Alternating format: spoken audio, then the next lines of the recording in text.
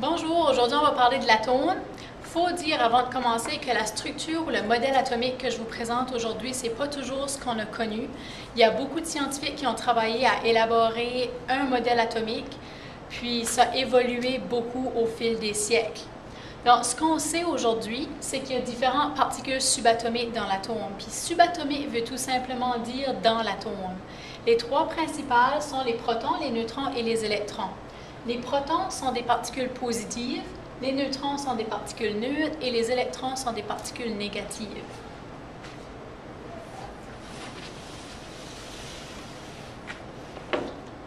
Donc, voici un peu ce qu'un atome peut ressembler. Donc, vous avez des petites particules dans une structure qu'on appelle le noyau. Les particules dans le noyau, il y a les protons et les neutrons. Les protons ont une masse de 1U et les électrons ont une masse de 1U aussi. Puis U veut tout simplement dire unité atomique. C'est une unité de mesure qu'on utilise pour calculer les particules ou les atomes. Et autour du noyau, vous avez ce qu'on appelle des niveaux d'énergie ou des couches électroniques qui contiennent les particules négatives qui sont les électrons, qui, eux, ont une masse de 0U. Puis c'est pas vraiment qu'ils ne pèsent rien, ils ont quand même une masse, mais c'est que la masse est tellement petite, ce serait par exemple 0,000000000, etc. Donc, on simplifie en mettant 0. La masse des électrons est 0U comparativement aux neutrons et protons qui ont chacun une masse de 1U.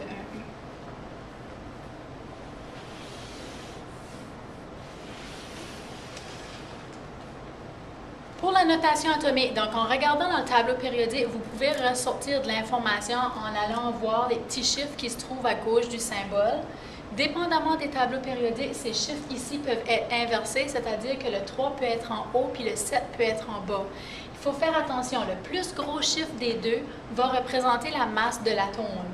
Et on vient de voir que ce qui a une masse dans l'atome, c'est les protons et les neutrons. Le numéro en bas, ou le plus petit, ou encore celui qui se suit dans le tableau périodique. Si tu lis le tableau périodique de gauche à droite, tu vas voir que ça va être 3, 4, 5, 6. Donc, le chiffre qui se suit représente le numéro atomique. Puis le numéro atomique, c'est toujours la même chose que le nombre de protons. L'atome est neutre, ce qui veut dire qu'il y a le même nombre de protons que d'électrons. Dans un atome, s'il y a 3 protons, il y a 3 électrons. On verra un peu plus tard que le nombre d'électrons peut changer. Il peut y avoir un atome qui gagne ou qui perd des électrons, mais à ce moment-là, ce n'est plus un atome, c'est plutôt ce qu'on appelle un ion. Mais on verra ça un peu plus loin. Le nombre de neutrons, si on veut trouver le nombre de neutrons, il va falloir faire le nombre de masses, ou plutôt la masse atomique, moins le numéro atomique. Donc, dans ce cas-ci, en regardant la notation atomique du lithium, je peux dire que j'ai 3 protons, j'ai 3 électrons, et j'ai 7 moins 3, donc j'ai 4 neutrons. Sur ce, je vous donne une petite série d'exercices que nous pourrons corriger au début du cours demain.